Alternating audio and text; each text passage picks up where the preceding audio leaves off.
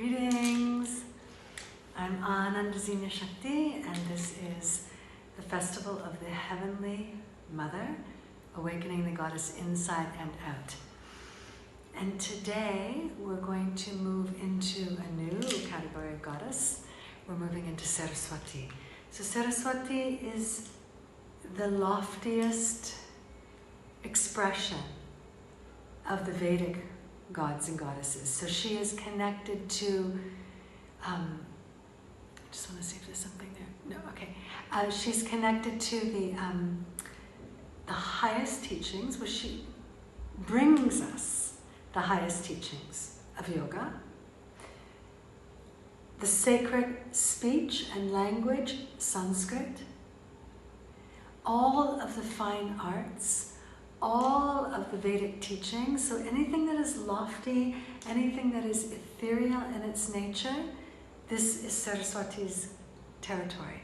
She's depicted sitting in Padmasana, lotus pose, so both feet are off the ground. So she's not about the earthly things, she's about the things that live in the ether.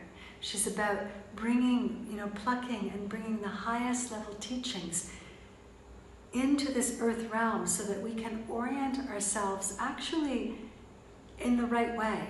So Saraswati will bring us truth in more ways than one. She helps us see that there is something beyond the obvious, and that is actually our real nature. So we need to understand in the process of incarnation that it is the subtle realm that we birth out of and that we go back into. The subtle realm is actually more powerful than the physical realm, and our orientation is often the other way around because this is a denser realm, so we start to think that it is more potent. But it is, so for instance, think about this with the senses. It is because a sense of vision exists that it then creates an eyeball as its vehicle. Because there's a sense of hearing that exists, it creates an ear as its vehicle. Because there is a soul, it creates a body to have an experience as a vehicle for an expression. So Saraswati is the one that allows us to reach into these lofty realities and to then shift our perspective on this reality so that it is not binding, but instead becomes the vehicle for our consciousness that it is meant to be. This world of name and form is meant to be a vehicle for our supreme consciousness so that we can start to understand our karmic patterns and we can start to digest them and transform them. This is what it is. It is not actually meant for us to be here and feel bound by it and feel identified by it and feel made heavy and traumatized by it. It is here, it's a vehicle that we're riding. It's a journey that we're having. We've gone on a trip. We've gone on a road trip. A wacky road trip into humanity. This is what the soul has done. And to be a human being means that you have unfinished karma. This is really what makes a person a human being. So you come here to finish it. This is the only reason that we come here. And Saraswati is the type of frequency that can help us remember that, because we all think that we've come here for something else. We've all spent most of our time chasing other realities and thinking that they are more important. And they're not. It doesn't really matter, what degree you get, what this you get, what that. That's not why you came here. You came here to transform your karma. If in the process of that, those things are appropriate and part of your experience, then go for it, for sure. But we want to keep the mind really focused in a clear way.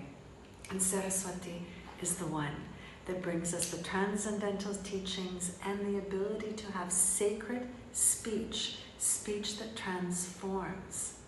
And so from that place of transformative speech and from the transcendental awareness of the absolute oneness of consciousness being the real seat, we have a totally different orientation in this world.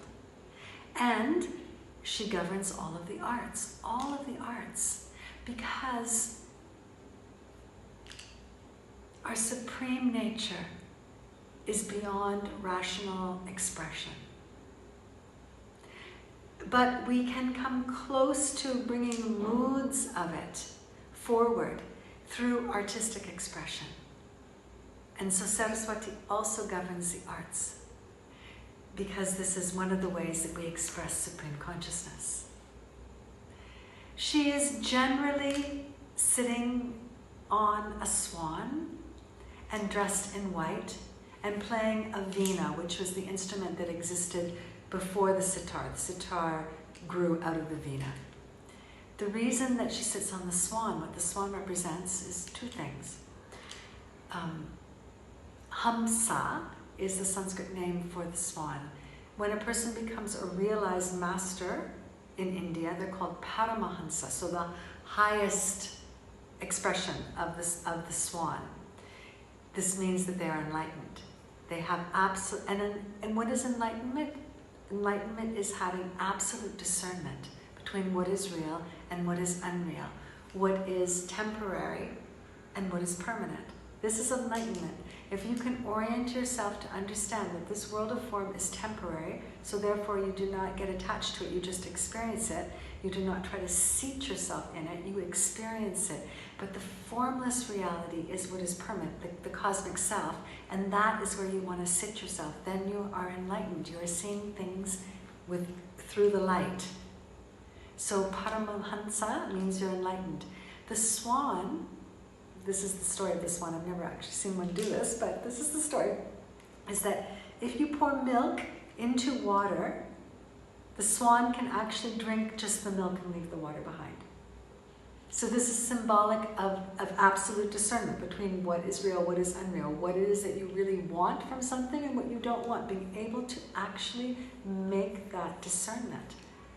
Discernment is the key, because everything is here. My Supreme Consciousness is with me right now, your Supreme Consciousness is with you right now, and all of the other splintered psyches are with me right now, and a whole room that I'm in that are full of different things, it's all with me right now. So the only thing that I can possibly use to really hone my consciousness, to make it very clear, is discernment. Right? I need to be able to discern between what I'm really relating to, what I really want, what I really don't want, what I really think is me and what is not me. So discernment is the key to our enlightened states. I'm going to read you a poem. Not one of my own today. I'm going to read you Kahlil Gibran's poem. It's called The Life of the Soul. It's very short. And the reason I'm going to read this is, first of all, is because it's poetry, so it's part of the arts, so this is connected to Saraswati.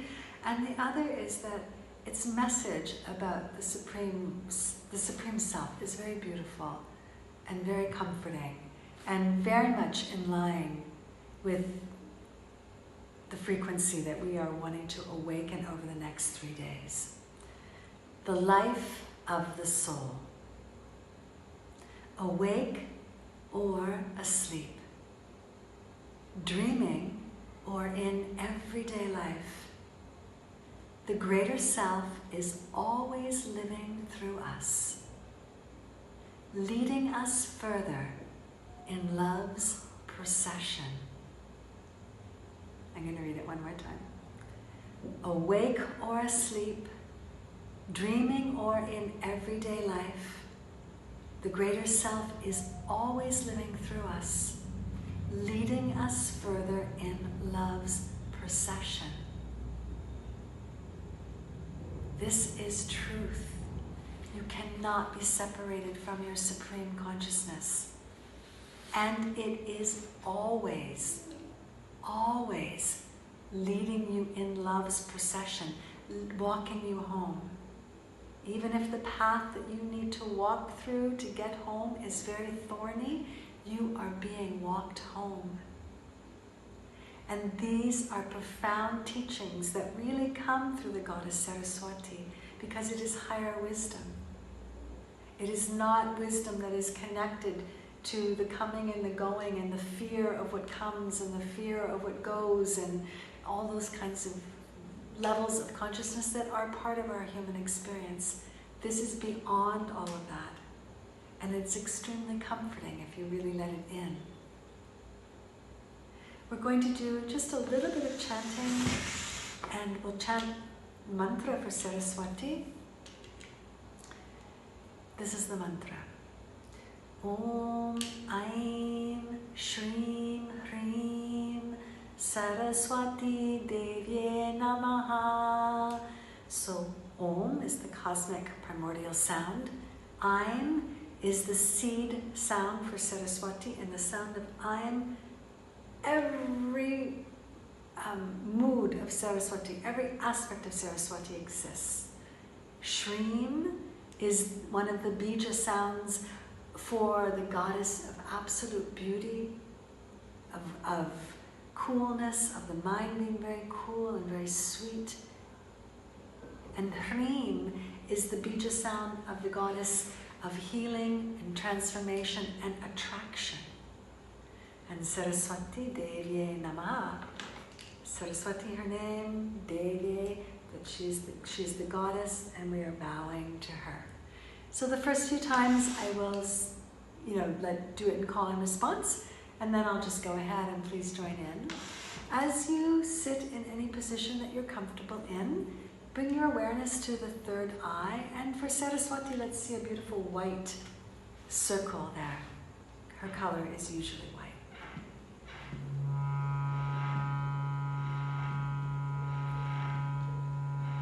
And you can touch the thumb and first fingers together, and this brings energy to the eyebrow center, which is the center of discernment.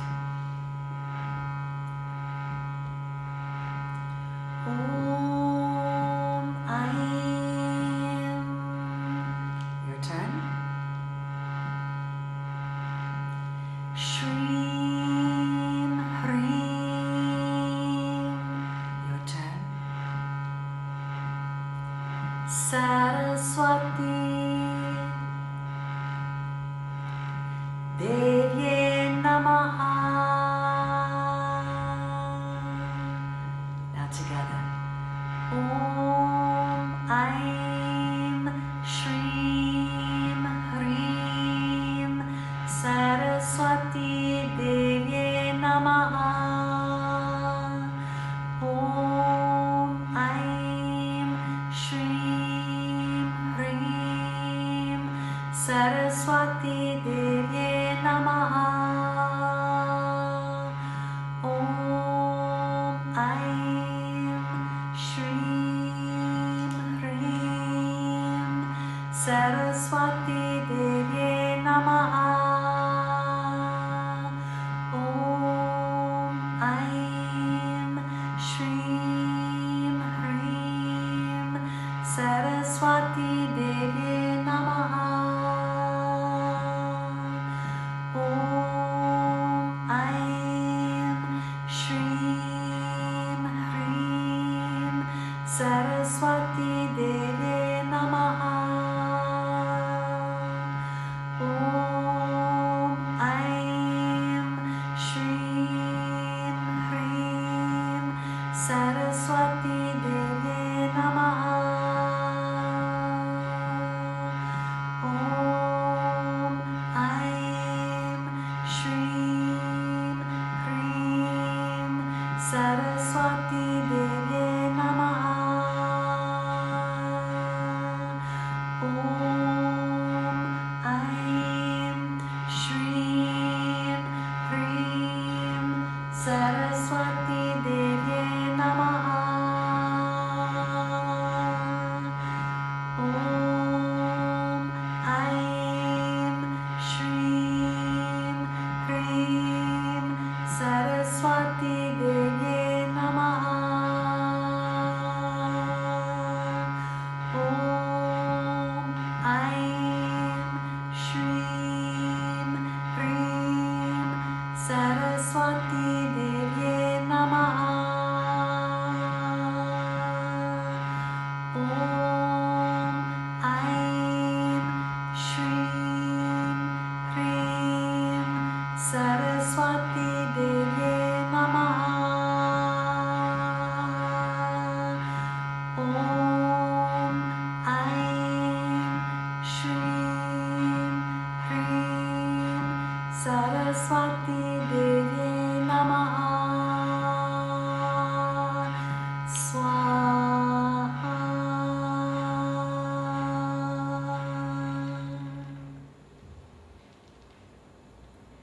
Continue to focus at the third eye, welcoming the frequency of Saraswati, the absolute discernment, the highest truth,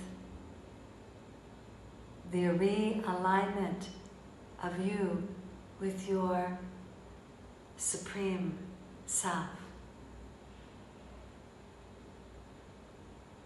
And as this energy begins its awakening process at your third eye, experience light radiating out from your third eye, overflowing.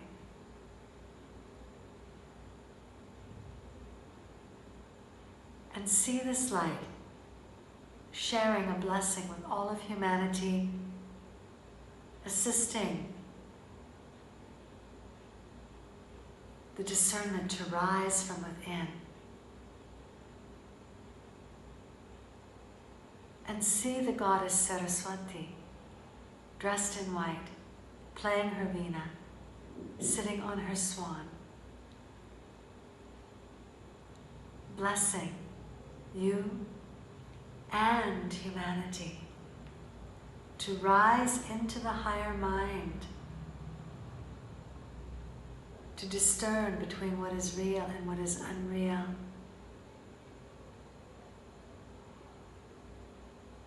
to step out of conflict and struggle that rises from trying to hold on to what is perishable,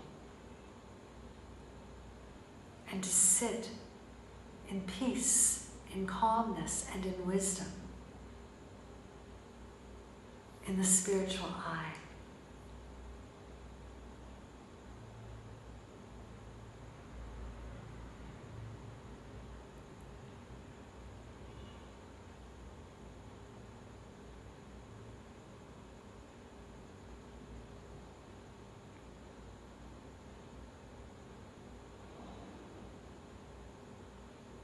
And then bring the hands together. When they feel warm, place them cupped over your eyes.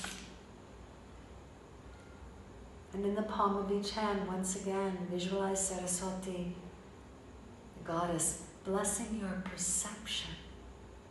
Because life is truly perception. Lifting the vibration of the perception into what is real.